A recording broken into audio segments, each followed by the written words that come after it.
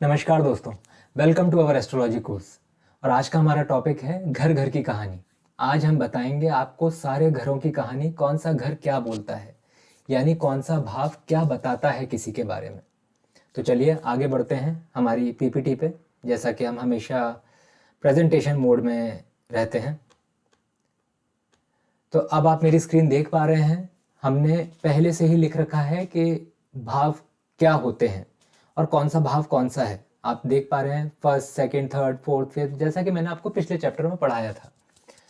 तो अब हम पहले हाउस पे जाते हैं। पहला हाउस बताता है मैं। किसी की भी कुंडली में जो पहला हाउस है वो बताता है मैं। मैंने आपको बताया था कि पहला हाउस जो होता है वो होता है लग्न। लग्न कुंडली क्या है, ल लिखा रहता है या एल लिखा रहता है। अगर पहले भाव में ये तीनों शब्द लिखे हैं मतलब ये आपका लग्न है। और लग्न बताता है मैं, मी। आपने एक पिक्चर देखी होगी, आई मी माई सेल्फ। सो ये वही है जो मैं बताएगा। मेरे बारे में अगर कुछ जानना है, मेरी बॉडी के बारे में, मेरी फिजिक के बारे में, मेरे नेचर के बारे में, तो आपको मेरा लग्न भाव ही देखना होगा। तो हम आगे बढ़ते हैं सेकंड हाउस पे। सेकंड हाउस बताता है फैमिली के बारे में। फैमिली मतलब आपके एंसेस्टर्स, आपकी करंट फैमिली, आपकी पीढ़ी, इन तीनों चीज़ों के बारे में बताता है सेकंड हाउस। एडिशन में सबसे इंपॉर्टेंट चीज़ जो सबको जाननी रहती है कि हमारी ज़िंदगी में पैसा कितना होगा, हमारी ज़िंदगी में सेविंग्स कितनी होंगी, ये भी बताता है सेकंड हाउस। अब एक छोटा सा एग्जांपल लेते हैं कि आपके दादा परदादा कुछ ज़मीन छोड़ गए या फिर आपके पिताजी के पास बहुत पैसा है, तो ये मान लीजिए कि आपका ये हाउस स्ट्रांग है क्योंकि ये बताता है सेविंग्स। फैमिली का पैसा भी यही बताता है, आपका पैसा भी यही बताता है। तो आपका पैसा कितना ग्रो होगा, कितना आपको मिलेगा, यही भाव बताएगा। और अगर आपकी फैमिली स्ट्रांग है तो ऑब्वियसली आपका बैकग्राउंड स्ट्रांग है तो आपके पास पैसा भी अच्छा खासा होगा। तो हम आगे बढ़ते हैं। आगे हमारा है थर्ड हाउस। थर्ड हाउस बताता है ब्रदर, भाई बहन। भाई बहन, सगे भाई बहन के बारे में बताता है। ये बताता है एडवेंचर के बारे में, ये बताता है जर्नीज के बारे में, ठीक है। और ये बताता है स्ट्रेंथ कितनी है आपकी, मतलब ये इस भाव को बोलते हैं बल भाव। अब बल क्या होता है कि कोई भी परिस्थिति आती है तो आपने कुछ लोगों को देखा होगा कि चुपचाप भाग जाते हैं वहां से। वो एक मूवी थी जिसमें जावेद जाफरी हमेशा 2 कदम आगे चला जाता था क्योंकि बाकी लोग 2 कदम पीछे हो जाते थे। तो ये स्ट्रेंथ है। तो समय आने पे जो भाग जाएंगे उनका ये घर वीक रहेगा, और समय आने पे जो स्ट्रांगली खड़े रहेंगे उनका ये घर बहुत स्ट्रांग रहेगा। तो ये होता है बल का भाव। उसके बाद हम आगे बढ़ते हैं फोर्थ हाउस यानी चौथा भाव। चौथा भाव बताएगा माता के बारे में कि आपकी माता की तबीयत कैसी रहेगी, आपकी माता कैसी रहेंगी। फिर ये बताएगा लग्जरी के बारे में। लग्जरी मतलब आपका घर, गाड़ी, वाहन, कोई सी भी गाड़ी, कार, बाइक, साइकिल, कैसे आप। अब ऐसा नहीं है कि साइकिल छोटी गाड़ी होती है। साइकिल भी आजकल 2-2, 3-3, 4-4 लाख की आती है। तो ऐसा नहीं है कि साइकिल मतलब काली साइकिल हो गई। आप साइकिल भी अच्छी अच्छी साइकिल आती हैं। तो हर तरह की लग्जरी फोर्थ हाउस बताता है, और माता के बारे में भी। उसके बाद हम आगे बढ़ते हैं। हाँ, फोर्थ हाउस एक और चीज़ बताता है स्टडीज़। अब कोई बच्चा है जो 12वीं तक, जो पहली से 12वीं तक बच्चा जो पढ़ेगा वो फोर्थ हाउस ही बताएगा, क्योंकि वो वही करेगा जो माँ बाप बताएंगे कि भाई इस क्लास में जाना है, उस क्लास में जाना है, स्कूल छोड़ना है। तो माँ के सानिध्य में करेगा। तो जो फर्स्ट से लेकर 12th तक की पढ़ाई है वो फोर्थ हाउस से देखी जाती है। अब आगे बढ़ते हैं फिफ्थ हाउस। फिफ्थ हाउस बताता है हायर स्टडीज़ के बारे में। तो आपने फर्स्ट से लेकर 12th तक की पढ़ाई कर ली, अब आपकी हायर स्टडीज़ फिफ्थ हाउस से देखी जाएगी। फिफ्थ हाउस से देखा जाता है बच्चों के बारे में भी।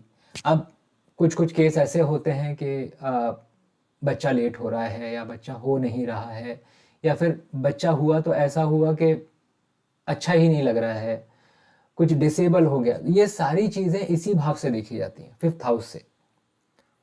हम आगे बढ़ते हैं सिक्स्थ हाउस पे। सिक्स्थ हाउस बताता है आपको एनिमीज के बारे में कि आपके दुश्मन कैसे रहेंगे और आपका दुश्मन से रिलेशन कैसा रहेगा। रिलेशन मतलब दुश्मन आपके ऊपर जीत पालेंगे या आप दुश्मन के ऊपर जीत पाओगे, ये बताएगा आपका सिक्स्थ हाउस। सिक्स्थ हाउस बताता है लोन के बारे में, डेप्ट के बारे में। अगर मान लीजिए ये हाउस वीक है या फिर कोई खराब प्लानिट आके यहाँ बैठा है, तो खराब प्लानिट बैठने की वजह से आपके दुश्मन बहुत सारे रहेंगे। उसके बाद आप घर भी लोन पे चल रहा है, कार भी लोन पे चल रही है, बाइक भी लोन पे चल रही है, एक और हमने दुकान खोल ली वो भी लोन पे चल रही है, मतलब पूरा जीवन लोन पे चल रहा है। और उसके बाद इतने सारे लोन रहेंगे तो दुश्मन भी रहेंगे ही आपके। अब दुश्मन थोड़ा ना, दुश्मन भी ऐसे ही बनते हैं कि जगह जगह से उधार ले रखा है और दुश्मन बढ़ाते जा रहे हो। तो ये घर उसी तरीके से बताता है। सेवन्थ हाउस समझते हैं। सेवन्थ हाउस सबके लिए इंटरेस्टिंग हाउस है। स्पाउस के बारे में बताता है। लड़की है तो पति के बारे में बताएगा, लड़का है तो पत्नी के बारे में बताएगा। तो ये स्पाउस के बारे में बताता है, पार्टनरशिप्स के बारे में बताता है, क्योंकि ये बताता है कि बिजनेस में आपकी पार्टनरशिप कैसी रहेगी। अब आप सेवन्थ हाउस को समझिए, व्हाट इज पार्टनर। पार्टनर की जो डेफिनेशन है वो सारी चीज़ें सेवन्थ हाउस से देखी जाती हैं। Partner can be your wife, partner can be your business partner, partner can be your friend, partner can be your roommate. तो ये सारी चीज़ें, पार्टनर सारी चीज़ें बताता है। तो सिंपल सेवन्थ हाउस का मतलब है पार्टनरशिप। बीवी के साथ भी आपकी पार्टनरशिप रहती है, बिजनेस में भी पार्टनरशिप रहती है, रूममेट में भी पार्टनरशिप रहती है, दोस्तों में भी पार्टनरशिप रहती है। तो ये सारी चीज़ें हम सेवन्थ हाउस से देखते हैं। अगर आपका सेवन्थ हाउस वीक है या फिर सेवन्थ हाउस में कुछ खराब ग्रहों की दृष्टि है, तो जो लाइफ है ना, जो मन है वो बहुत अनस्टेबल हो जाता है। और जब मन अनस्टेबल रहेगा तो जो आप सामने वाला घर देख रहे हैं, ये जो यहाँ से यहाँ देख रहे हैं, तो ये भी अनस्टेबल हो जाएगा। ये घर स्टेबल होगा तो ये तो स्टेबल रह ही नहीं सकता। तो हम आगे बढ़ते हैं। सेवन्थ हाउस, सेवन्थ हाउस बताता है ससुराल पक्ष, इन लॉस के बारे में। अब सपोज कीजिए अगर ये मेरी कुंडली है तो ये मेरे बीवी के मम्मी पापा के बारे में बताएगा, और ये मेरी वाइफ की कुंडली है तो वाइफ, ये मेरे मम्मी पापा के बारे में ये घर बताएगा। ठीक है। अब ये बताता है हिडन थिंग्स। हिडन थिंग्स क्या बोलते हैं? Occult science. ऑकल्ट साइंस, तांत्रिक विद्या, एस्ट्रोलॉजी, ये सारी जितनी भी गुप्त और रिसर्च की चीज़ें ना, रिसर्च रिलेटेड, मतलब कि इसका कोई अंत नहीं है। अब आप एस्ट्रोलॉजी पढ़ोगे, कोई अंत नहीं है इसका कि कहाँ पे ख़त्म करनी है, नहीं है। अब तांत्रिक विद्या, उसका भी कोई अंत नहीं है कि हाँ भाई मैंने सीख लिया, मैंने तो विजय पा ली, नहीं, इसका भी कोई अंत नहीं है। तो जो रिसर्च टॉपिक हैं, हिडन थिंग्स हैं, वो भी यहीं से देखे जाते हैं। अब जो लोग बड़े बड़े रिसर्चर हैं, साइंटिस्ट हैं, वो इसी घर की वजह से साइंटिस्ट और रिसर्चर बनते हैं। जो एस्ट्रोलॉजी में पीएचडी किया हुआ है जिन्हें, उनको भी पता है कि भाई आगे भी पढ़ना है, लेकिन ये घर बताता है उन चीज़ों के बारे में जिसमें रिसर्च होती ही रहती है। रिसर्च, हिडन थिंग्स, इन लॉस। सो इन लॉस में भी रिसर्च होती ही रहती है, क्योंकि अब इन लॉस पे डिपेंड करता है कि कैसे हैं। हम अगले घर पे बढ़ते हैं, वो है नाइन्थ हाउस। नाइन्थ हाउस बताता है पिता के बारे में, फादर के बारे में। पिता की तबीयत कैसी रहेगी, पिता का शरीर कैसा रहेगा, ये भी यहाँ से आप मोटा मोटा बता सकते हैं। ठीक है। अब उसके बाद लक के बारे में बताता है, जो आपकी किस्मत रहेगी वो भी यहीं से देखी जाएगी। जो लोग बार बार बोलते रहते हैं हमारी किस्मत खराब है, हमारी किस्मत खराब है, समय आने पे हमारी चीज़ छूटी जाती है, समय आने पे काम पूरा नहीं होता, तो उनका नाइन्थ हाउस वीक है। उनको नाइन्थ हाउस स्ट्रॉन्ग करना चाहिए, तभी किस्मत साथ देगी। उसके बाद आता है नाइन्थ हाउस धर्म के बारे में बताता है।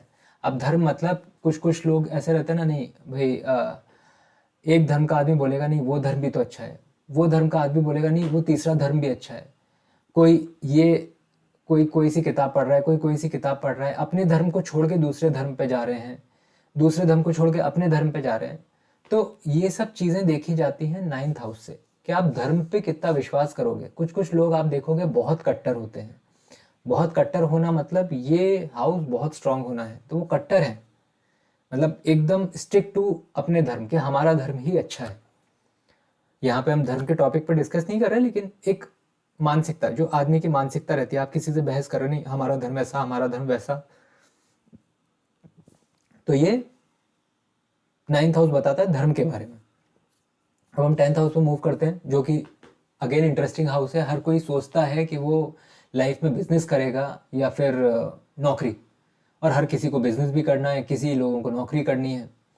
तो ये हाउस बताता है कि आप नौकरी करेंगे या बिजनेस करेंगे, आप नौकरी में कितनी तरक्की कर पाएंगे, आप बिजनेस में कितनी तरक्की कर पाएंगे। तो ये हाउस कंप्लीटली आपके प्रोफेशन के बारे में बताता है कि आप काम क्या करेंगे। उसके बाद हम 11th हाउस पर मूव करते हैं। 11th हाउस क्या बताता है? 11th हाउस बताता है लाइफ के बेनिफिट्स। लाइफ के बेनिफिट्स मतलब मैंने सिर्फ लाइफ बेनिफिट्स इसलिए लिखा कि बेनिफिट्स से आप लोग कंफ्यूज हो जाओगे। बेनिफिट्स मतलब पैसे का बेनिफिट्स नहीं, लाइफ में जो भी बेनिफिट होगा, इवन मेरे भाई से मुझे क्या बेनिफिट मिलेगा, मेरी लाइफ से मुझे क्या बेनिफिट मिलेगा, मेरी पढ़ाई से मुझे क्या बेनिफिट मिलेगा, पैसों का क्या बेनिफिट मिलेगा, मेरे पिता से मुझे क्या बेनिफिट मिलेगा और मेरे काम से मुझे क्या बेनिफिट मिलेगा। सारे लाभ बताए जाते हैं 11th हाउस से। ठीक है, तो अब हम 12th हाउस पर मूव करते हैं। 12th हाउस इंटरेस्टिंग भी है, अच्छा भी है और ख़राब भी है। 12th हाउस बताता है खर्चों के बारे में, कि आपका खर्चा कैसा होगा। अब खर्च में आप फिर कंफ्यूज ना हो कि पैसों का खर्च, आपकी ज़िंदगी का खर्च, आपके रिश्तों का खर्च, आपका खुद का खर्च, आपकी आयु का खर्च, आपके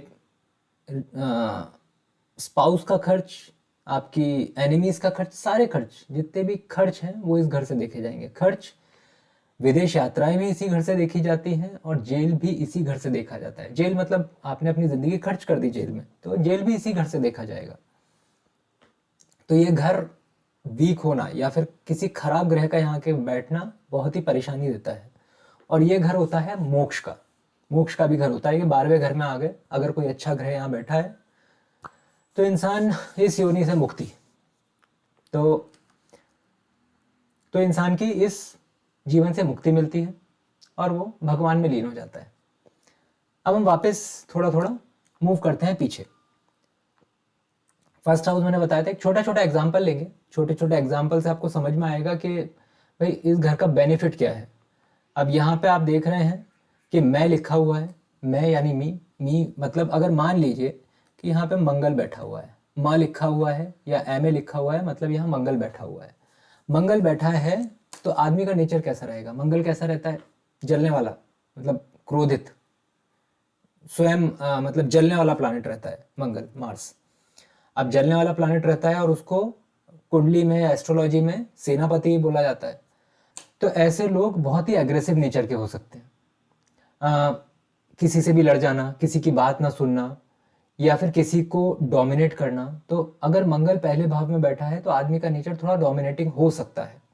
ये डिपेंड करेगा कि कौन सी राशि आती है। अगर वो स्वयं की राशि में बैठा है तो चीज़ें अलग होंगी, लेकिन मंगल अगर बैठा है स्वयं की राशि में भी तो भी वो किसी की बात नहीं सुनेगा। वो हमेशा अपनी अपनी चलाएगा और थोड़ा सा गुस्से में रहेगा। अब खराब मंगल और अच्छा मंगल दोनों एक अलग अलग टॉपिक हैं। एक छोटे से एग्जाम्पल से बताता हूँ। खराब मंगल ये होता है कि आपको हमेशा ये लगता रहेगा कि लड़ लूँ इससे। कुछ लोग रोड पे घूमते रहते हैं ना कि बस कोई लड़ाई कर ले मुझसे तो मैं आज लड़ लूँ तो सुकून मिले। तो ये कुछ ऐसे ही लोग रहते हैं खराब मंगल वाले, कि लड़ लूँ तो अच्छा लगे, आज लड़ लिए। अब कुछ लोग ऐसे रहते हैं जो, कोई ऐसा आदमी आता है जो उनसे लड़ना चाहता है लेकिन नहीं लड़ते, तो उनका मंगल बहुत स्ट्रांग है, क्योंकि उनको समय खराब नहीं करना। उनको पता है कि समय की इंपॉर्टेंस क्या है और इस आदमी को समय देना समय खराब करना है, तो वो जानते हैं, तो उनका मंगल स्ट्रांग है। तो यही अंतर होता है, हर ग्रह अच्छा होता है, हर ग्रह खराब होता है। तो जिसका जो नेचर होता है वो उसके अपोजिट में लाई करता है। जैसे सूर्य भगवान है। अब सूर्य भगवान अच्छे हुए तो आप टाइम पे उठोगे, टाइम पे सोओगे। एग्जाम्पल अक्षय कुमार सबसे बड़े एग्जाम्पल है। सूर्य ड्रिवन, सन ड्रिवन आदमी है अक्षय कुमार। सुबह उठते हैं, बचपन से लेकर आज तक कभी उन्होंने उगता हुआ सूरज नहीं छोड़ा है, हमेशा उगता हुआ सूरज देखा है। डिसिप्लिन। और वही जो जिनका सूर्य खराब होते हैं या फिर जो अपना सूर्य खराब कर लेते हैं, तो वही वो सुबह उठना पसंद नहीं है, 11 बजे तक उठ रहे हैं, रात को 2-2 3-3 बजे तक जाग रहे हैं, मूवी देख रहे हैं, टाइम पास कर रहे हैं, लेकिन सुबह नहीं उठ रहे हैं। तो यही होता है अंतर, कि एक तो आपका एक हर किसी आदमी का एक खराब एक्सपेक्ट होता है और एक अच्छा एस्पेक्ट होता है, तो वो आप कौन सा लेना चाह रहे हो। तो अभी हम जाते हैं सेकंड हाउस पे। अब सेकंड हाउस पे मान लीजिए कि जुपिटर बैठे हैं। जुपिटर बैठे हैं तो जुपिटर का नेचर क्या होता है, जुपिटर लिखा होगा या गुरु लिखा होगा। जुपिटर का नेचर क्या होता है, वो भारी प्लैनेट है। वो जहाँ पे भी बैठेंगे उस जगह को लाभहीन कर देंगे, ऐसा बोला जाता है एस्ट्रोलॉजी में। अब सपोज कीजिए जुपिटर को एक दिया समझिए, कि दिया रोशनी तो दे रहा है लेकिन जहाँ बैठा है वहाँ पे अंधेरा है। तो ऐसे ही जुपिटर रहता है। अब जुपिटर की दृष्टि रहती है, दृष्टि हम अगले चैप्टर में पढ़ने वाले हैं कि दृष्टि कहाँ कहाँ जाती है। जहाँ जहाँ जुपिटर की दृष्टि जाएगी वो सारे घर एकदम बढ़िया हो जाएंगे, क्योंकि दिए समान, दिए की रोशनी जहाँ जहाँ जा रही है वहाँ तो उजाला है ना। तो ऐसे ही अगर जुपिटर यहाँ बैठे हैं तो फैमिली में कुछ इश्यूज चलेंगे, आपको घर में पैसा होगा या फिर घर में ज़मीन होगी वो मिलने में मुश्किल आएगी। तो ये सब चीज़ें थोड़ी सी दिक्कत रहती है जहाँ जुपिटर बैठते हैं।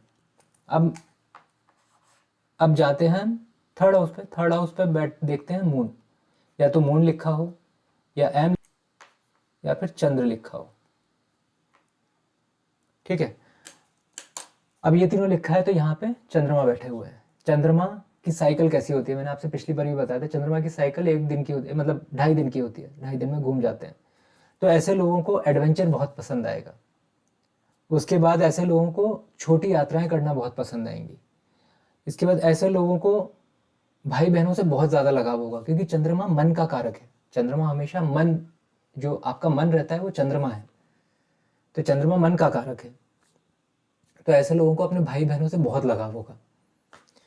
अब उसके बाद आते हैं यहाँ पे, अब मान लीजिए यहाँ पे बुध बैठा है, बुध यानी वो, तो इसको अपनी माता से बहुत लगाव होगा।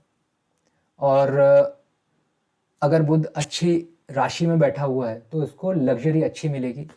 इवन यहाँ पे अगर शुक्र भी बैठ जाए, या तो वीनस या शुक्र ऐसा लिखा होगा, यहाँ पे शुक्र बैठ जाए तो बहुत ही अच्छा हो जाता है, क्योंकि शुक्र लग्जरी का ही कारक है और अपने कारक घर में बैठे हुए हैं, तो यहाँ पे अच्छी लग्जरी देंगे। अगर यही शुक्र नीच में हो गए तो थोड़ा सा खराब करेंगे। पर मोटा मोटा यहाँ पे शुक्र बैठे हैं या बुध बैठे हैं या फिर सूर्य बैठे हैं, ये अच्छा ही रिजल्ट देने वाले हैं। अब उसके बाद हम देखते हैं, मान लीजिए यहाँ पे 5th हाउस में केतु आ गए। केतु KE लिखा होगा और K लिखा होगा। ये हमेशा स्टार के साथ ही लिखे जाते हैं, क्योंकि ये हमेशा तेज ही चलते हैं। तेज मतलब रिट्रोग्रेड, तो तेज ही चलने वाले प्लानेट हैं ये। तो इसको, इसलिए ये कुछ प्लानेट ऐसे होते हैं जिनके आगे स्टार लिखा होता है, इनको हमेशा चलित कुंडली में देखा जाता है, ट्रांजिट अभी कहाँ पे है, उसी हिसाब से वो रिजल्ट देते हैं। तो मान लीजिए यहाँ पे केतु हैं, तो डेफिनेटली कहीं ना कहीं आपकी जो पोस्ट ग्रेजुएशन है वो हिंडर होगी। आपको वो पोस्ट ग्रेजुएशन या तो छोड़नी पड़ेगी या फिर किसी तरह उसमें रुकावटें आएंगी।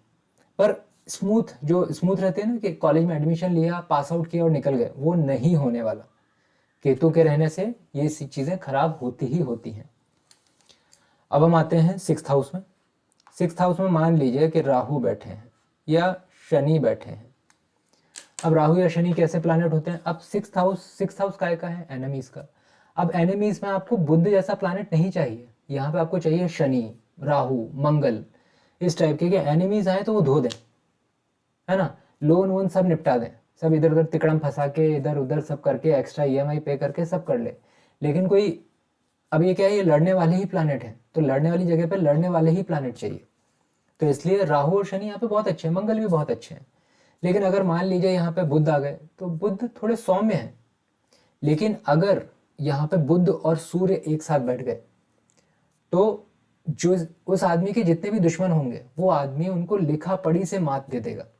मतलब उसकी इंटेलिजेंस जो है कि पढ़ लिख के सब कुछ कर कर आके नई चीज़ें सीख के वो उनको मात देगा।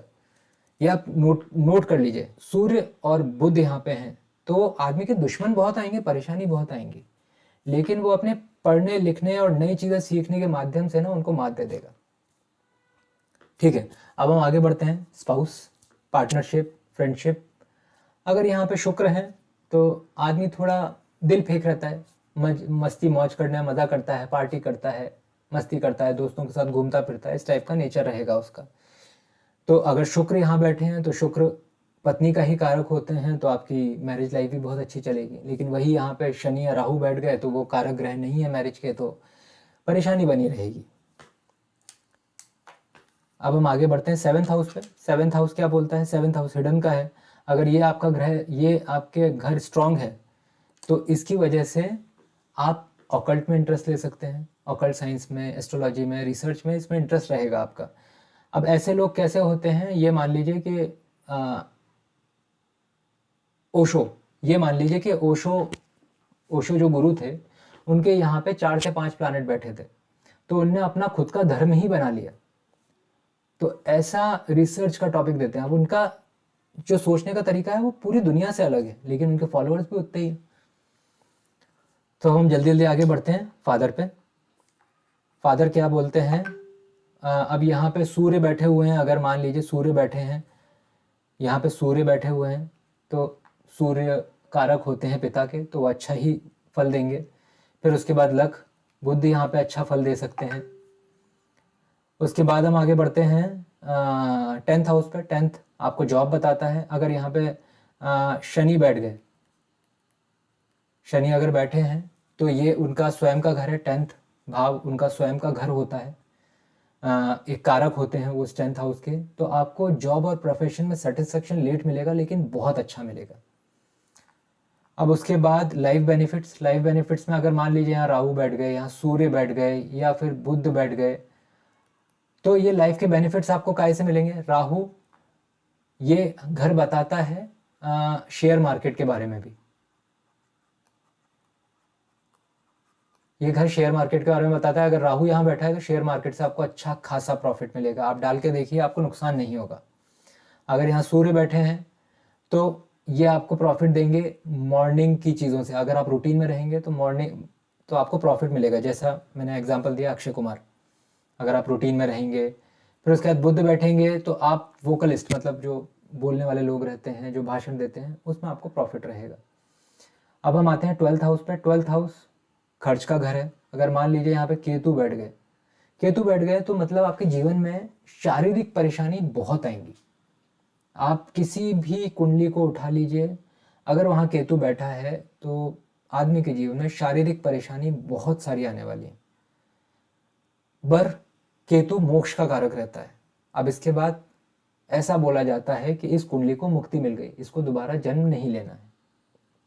ठीक है, इतना हो गया। अब हम आगे बढ़ते हैं हमारे अगले टॉपिक पे। अब हम देखते हैं कि कुंडली और शरीर के बीच में क्या कनेक्शन रहता है। मेरे हिसाब से, हमारे हिसाब से कुंडली और शरीर एक ही चीज होते हैं। अब मान लीजिए कि ये आपका चेहरा है, तो आप एक योगी को लेफ्ट में देख पा रहे हैं जो तपस्या कर रहा है या फिर मेडिटेशन कर रहा है, तो उनका चेहरा भी इसी जगह पे है। ये रहा चेहरा। ठीक है, ये हो गया हमारा फर्स्ट हाउस। अब ये हो गए हमारे कंधे, ये दोनों कंधे हो गए। तो ये हमारे सेकंड हाउस हो गए, ये सेकंड और 12th हाउस। अब उसके बाद ये हो गई भुजाएं, तो ये कारक होता है, ये भुजाएं हो गई। अब ये कारक होता है बल का। अब मैंने आपको बताया था ना, ये थर्ड हाउस बल भी बताता है कि कितना स्ट्रांग होगा वो आदमी, तो ये हाउस बल बताता है। अब बल क्या हो गया कि मसल्स कितनी होंगी या फिर स्ट्रांग कितना होगा वो आदमी, परिस्थितियों में भागेगा या रुकेगा खराब परिस्थितियों में। तो ये आप इजीली मैट्रिक्स लगा सकते हैं कि कौन सा चीज क्या है। तो ये आपके शोल्डर्स और ये हो गए। उसके बाद ये आता है हमारा पेट। अब पेट के भी 3 हिस्से होते हैं। ये होता है ऊपरी पेट, पेट के ऊपर का हिस्सा। ये पेट के नीचे का हिस्सा। ये आता है हमारा गुप्तांग के ऊपर का हिस्सा, और ये आता है हमारे गुप्तांग। अब आप इजीली समझ पाएंगे, मैंने आपको गुप्त कलाएं, गुप्त रिसर्च, तो ये गुप्त का जो हिस्सा है ना, ये हमेशा 8th हाउस रहने वाला है। गुप्त गुप्त चीजों का हिस्सा 8th हाउस। ये हमारे बताते हैं जांग, ये भी हमारे बताते हैं जांग, दोनों जांघें। उसके बाद ये आता है हमारा बैकबोन, ये आता है हमारा छाती। तो बहुत ही ईजी है, सब चीजें रिलेटेड होती हैं, शरीर और कुंडली। आगे के हिस्से में हम बताएंगे कि चेहरा और कुंडली कैसे रिलेटेड होते हैं, बहुत ईजी है। अब आप देख रहे हैं ये होता है हमारा माथा। ठीक है, ये हो गया हमारा यहाँ पे फर्स्ट हाउस, माथा। ये हमारा हो गया left I, second house. Right I 12th house, ये सेकंड, ये 12th। ये हो गया हमारा फर्स्ट हाउस।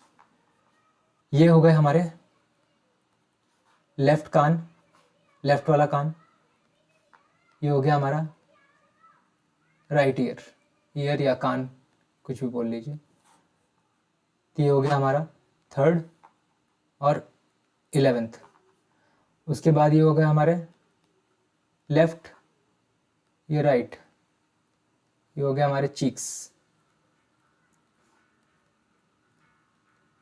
ठीक है, तो ये हो गया हमारा 4th हाउस, ये हो गया हमारा 10th हाउस। बहुत बहुत आसानी से आप समझ जाएंगे। ये हो गया हमारा जॉ, ये हो गया हमारा जॉ, ये हो गया हमारा चिन, ये अपर जॉ है, ये अपर जॉ है, लेफ्ट राइट आपको अब पता ही है। उसके बाद ये हमारा चिन है ही, ये हमारा लोअर जॉ, ये हमारा अपर। अब क्या हो गया हमारा, ये हो गया, ये अपर जॉ हो गया 5th हाउस, लोअर जॉ हो गया 6th हाउस, अपर जॉ हो गया, ये हो गया हमारा चिन 7th हाउस, ये हो गया हमारा 8th, ये हो गया हमारा 9th और ये हमारा 10th था ही।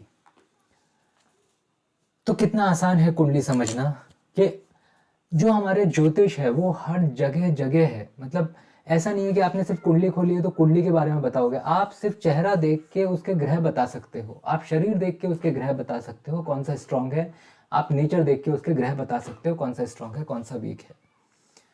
तो बहुत ही आगे भी इंटरेस्टिंग रहने वाला ये टॉपिक। आगे हम पढ़ेंगे कि कौन से ग्रह की दृष्टि कौन सी होती है, और फिर हम शुरू करेंगे अपनी सीरीज कि मंगल हर घर में कैसा होता है, सूर्य हर घर में कैसा होता है, चंद्रमा हर घर में कैसा होता है। तो अगला टॉपिक आएगा हमारा कि दृष्टि कौन सी किसकी होती है और हर दृष्टि का क्या प्रभाव होता है। तब तक के लिए अपना ध्यान रखिए, मुस्कुराते रहिए। धन्यवाद। ओम नमः शिवाय।